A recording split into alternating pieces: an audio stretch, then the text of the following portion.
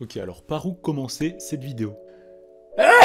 Peut-être par là. Bonsoir frérot, bonsoir sœurette, bienvenue à toi dans cette humble vidéo. Alors dis-moi avant qu'elle ne commence, hein, comment tu vas aujourd'hui? Écoute, pour ma part, ça va très bien, hein, c'est pas la question. Mais aujourd'hui, je vais te raconter une petite histoire qui potentiellement pourrait te glacer un petit peu le sang. Je précise, c'est totalement une histoire vraie, c'est un truc que j'ai totalement vécu. Et si je vais te raconter ça, hein, c'est pas juste pour le plaisir de te faire une story time à la con. En fait, ça va servir à te présenter un dessin que j'ai réalisé. Bon, j'ai aucune idée de comment commencer. Il y a de cela 5 ans, nous étions en 2014. À cette époque, je suivais des cours d'études supérieures pour devenir instituteur primaire, ce qui n'a pas duré très longtemps, hein. Et un jour, ou plutôt une nuit, j'ai vécu un truc plutôt bizarre. Des cauchemars, on en fait tous. D'accord? Moi le premier, j'en fais full. Ça me choque pas d'habitude au point que je décide d'en faire un dessin et au point que je décide d'en parler dans une vidéo. Et surtout au point que je décide d'en parler dans une vidéo 5 ans plus tard, tu vois? Parce que s'il m'est resté dans la tête pendant 5 ans, c'est que quand même, il m'a un petit peu marqué. Alors si tu veux, pour te placer le contexte de ce cauchemar, j'étais simplement dans mon lit, en train de regarder le coin de la pièce. Jusque là, tout va bien, les murs sont bien là, le toit est bien là, mon lit est bien là, je suis bien là. Tout va bien. Sauf qu'il y a quelque chose qui apparaît dans le coin de cette pièce, tu vois, c'est un truc plutôt particulier, étant donné que c'est enveloppé d'une sorte de brume ou d'aura noire, tu vois. J'y regarde donc d'un peu plus près, et il s'agit d'un cafard. Un gros cafard bien noir et bien sombre. C'était particulier. Je sentais que quelque chose se dégageait de ce cafard, plutôt de ce scarabée. C'était un scarabée. Ne pas confondre les insectes parce que c'est très important pour la suite. C'était un scarabée, ok? Et ce scarabée, je le regardais donc en train de se mouvoir dans ma pièce. Il était toujours dans le coin droit de ma chambre, tu vois. Il s'est mis à changer de forme. Tu vois, il est devenu un serpent, il est devenu quelques animaux, tu vois, il se transformait en certains animaux. Je ne me souviens plus très bien de tous les animaux, surtout que c'était pas très clair à ce moment-là. Mais je sais qu'il est passé par un serpent, par une chouette, pour enfin finir, on va dire, sa transformation sur un chat, un gros chat noir, tu vois. Jusque-là, pas de quoi avoir peur, hein, d'accord? J'adore les chats, j'en vois dans la rue, je les caresse, tout va bien. Sauf que dans mon rêve, tu vois, c'était pas tout à fait pareil. Je ressentais quelque chose au fond de moi qui me disait d'avoir peur de cette chose. En fait, je voyais cette espèce d'insecte qui se transformait en animal comme étant un démon.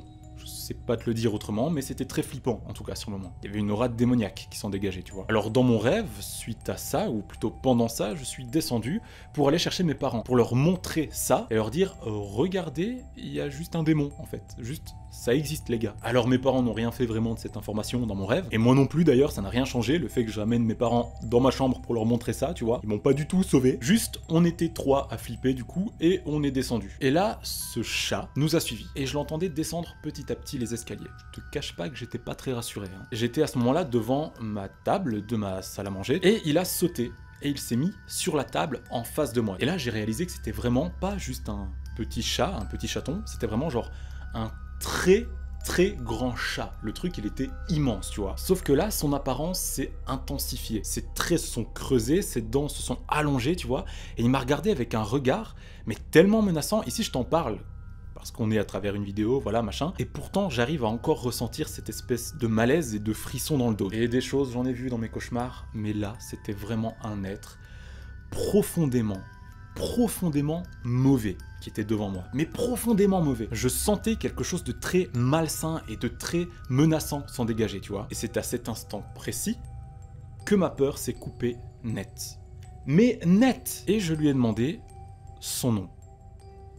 Voilà, juste, je lui ai demandé son nom. Il me répondait pas, il continuait de me regarder avec cette espèce d'aura sombre, et son espèce d'air menaçant. Et à ce moment-là, je suis passé du calme à l'énervement, parce que ça m'énervait, je sentais qu'il était menaçant envers moi et mes proches, donc mes parents, et je lui ai crié dessus, en lui hurlant de me donner son nom, en fait. Je lui ai crié dessus en lui hurlant, pas français ça. Je lui ai demandé 2 ou 3 fois d'affilée, et là il m'a répondu Amon, en fait. Il s'appelait Amon. Sur le coup, ça n'a trop rien changé à mon rêve, juste je me suis réveillé. C'est pas à ce moment-là que je me suis réveillé, mais en tout cas après ça, j'ai plus vraiment trop de souvenirs. Tu vas me dire jusque-là, ok, c'était juste un rêve un peu random, un peu machin, ok, malgré tout, je sentais en me réveillant le matin quelque chose, tu vois, genre, je restais sur ma faim par rapport à ce cauchemar, tu vois. Alors je suis allé en cours, je me souviens que ce matin-là, j'étais un petit peu en retard, alors j'ai dû me dépêcher, j'ai dû filer en cours, tu vois. Et pendant ma journée de cours, j'ai eu 2 heures d'études. Si tu sais pas ce que c'est simplement une pause, on va dire, entre 2 cours. Alors c'est quand un prof est absent, voilà, t'es casé dans une classe vide, le grand silence, et t'es censé juste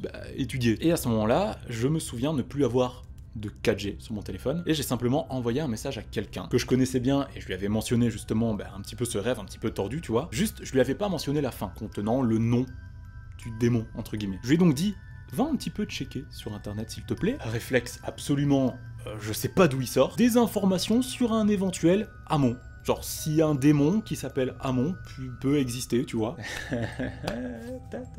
Et cette personne est donc tombée sur une page internet qui parlait de ce démon Amon, visiblement. Sur le coup, cette personne m'a juste répondu, écoute, voilà, il y a un truc un peu chelou, t'iras checker toi-même en rentrant chez toi.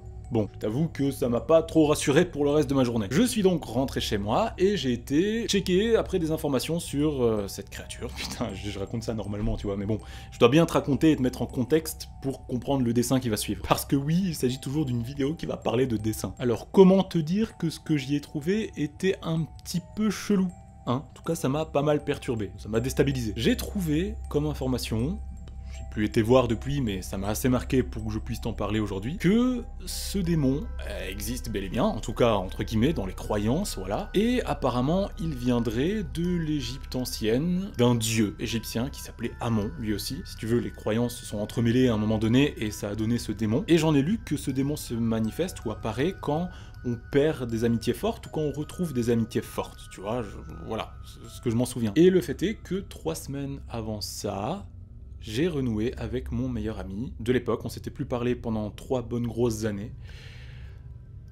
Donc voilà. Attention, je ne suis pas en train de te dire qu'il y a quelque chose de paranormal ou que j'ai vécu un truc de fou, que voilà, personne peut vivre, et je suis convaincu que ça reste le hasard et que ça reste une coïncidence, parce que depuis, j'ai plus jamais fait de rêve bizarre. Mais voilà, ça m'a assez marqué pour que je le dessine et que je te le présente aujourd'hui. Le dessin, hein, pas le démon. Ah, et petite parenthèse, le fait qu'il vienne de l'Égypte, ça m'a un peu fait flipper pour 2 choses aussi. Parce que dans mon rêve, sa première forme était un scarabée, chose qui est parfois représentée dans les hiéroglyphes ou dans les bijoux, les ornements égyptiens, tu vois. Ça reste une figure assez connue, voilà. Et sa dernière forme était un chat. Comment te dire que c'est aussi quelque chose de très présent dans la culture égyptienne, et qu'à regarder les sphinx. Voilà, fin de la petite histoire, hein. Maintenant on va pouvoir parler du dessin. J'ai déjà presque tout dit sur l'origine de ce dessin, mais je vais quand même t'y apporter quelques petites précisions. Voici donc le dessin en question, évidemment, faut bien que je te le montre à un moment donné. Tu le vois, c'est pas un dessin qui inspire le calme et qui inspire toutes les bonnes choses de la vie, j'en sais rien. Juste, j'ai essayé de le représenter avec toute la sombreur nécessaire pour que son aura puisse au moins rivaliser avec celle du gros matou que j'ai vu dans mon cauchemar. Et ça, c'était pas gagné, hein. Tu le vois, je l'ai représenté d'une forme un peu descendante, comme ça, avec des reliefs bien marqués. Ça, c'est mon petit côté japonais dans mon style graphique, tu vois, j'adore les estampes japonaises, c'est un truc, c'est trop beau. Donc du coup, forcément, j'étais un petit peu inspiré de ça, mais j'ai voulu garder, comment dire, la tache égyptienne, parce que si tu le regardes, c'est pas du tout le chat que je t'ai décrit. En tout cas, sa tête, il n'a pas de grand croc, il n'a pas un air menaçant du visage, juste, sur le dessin, il a pas du tout une tête de chat. Et c'est un peu voulu. C'est pour rappeler le lien avec l'Égypte, et donc pour rappeler le lien avec les sphinx. Sphinx, qui je le rappelle, est un gros matou avec une tête humaine.